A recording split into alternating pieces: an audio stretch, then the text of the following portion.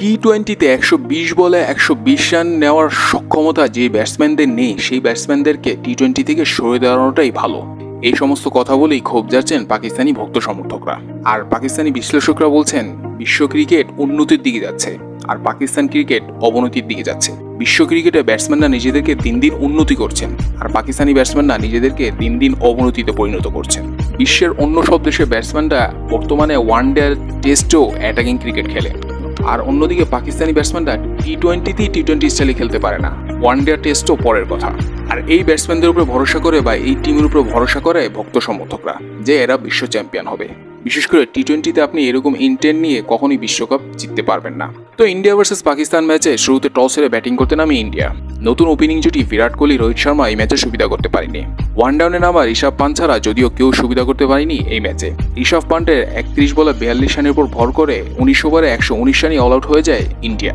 আর 120 রানের টার্গেট দেখে পাকিস্তানি ভক্তরা তো অগ্রিম উদযাপন শুরু করে দেয়। তারা ধরে নিয়েছে এই ম্যাচটা তারা জিতেই যাবে, কিন্তু তারা হয়তো জানতো না শেষে তাদের জন্য কতটা দুঃখ বা কষ্ট অপেক্ষা করছে। তো 120 রানের টার্গেটে ব্যাট করতে নামে পাকিস্তানি দুই ওপেনার, আর তাদের সেই টিপিক্যাল স্লোইশ ব্যাটিং শুরু করে দেয় এই ম্যাচও। আর তাদেরকে এই স্লোইশ ব্যাটিংটাই ভোগায় শেষে।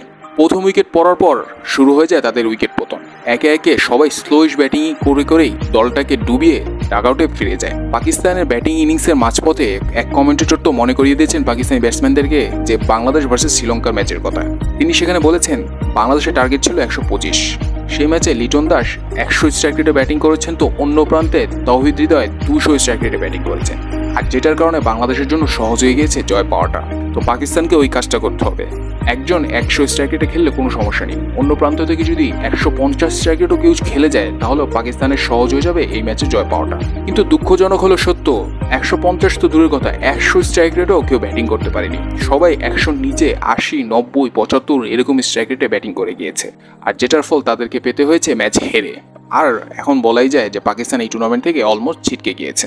অনেকে বলছেন পাকিস্তান বাদ হয়েছে ভালোই হয়েছে, কেননা পাকিস্তান এরকম ক্রিকেট বর্তমান যুগে টি-20-র সাথে মানায় না। তো দর্শক, আপনারা আপনাদের মতামত জানাতে পারেন পাকিস্তান টিমটাকে নিয়ে, বিশেষ করে পাকিস্তানি ব্যাটসম্যানদেরকে নিয়ে। আরেকটা বিষয় জানাতে পারেন আপনি, সেটা হচ্ছে পাড়ার ক্রিকেট তো আমরা প্রত্যেকেই খেলেছি, বিশেষ করে শর্ট ক্রিজে তো আমরা প্রত্যেকেই খেলেছি। তো সেই শর্ট ক্রিজে 2-1 জনের ব্যাটসম্যানের স্লোইশ ব্যাটিং এর কারণে আপনার জিতা ম্যাচটা আপনি হেরে গিয়েছেন, তো তখন আপনি কি করেছেন সেটা জানাতে পারেন। मेरा बस नहीं चाह रहा, मैं सर पकड़ के ना अपने दीवारों पे मारूं या फिर इनको मार दूं। मेरा इस टाइम दिमाग फट रहा है। मैं कह रहा हूं मैं ना इनको इन्होंने ये क्या किया है, ये क्या करना चाह रहे हैं? इन्होंने तो हमें जलील करा के रख दिया है। और यार पाकिस्तान मैच फिर हार गया इंडिया से, तुम्हारा मैच हार गया इंडिया को रख दिया यार।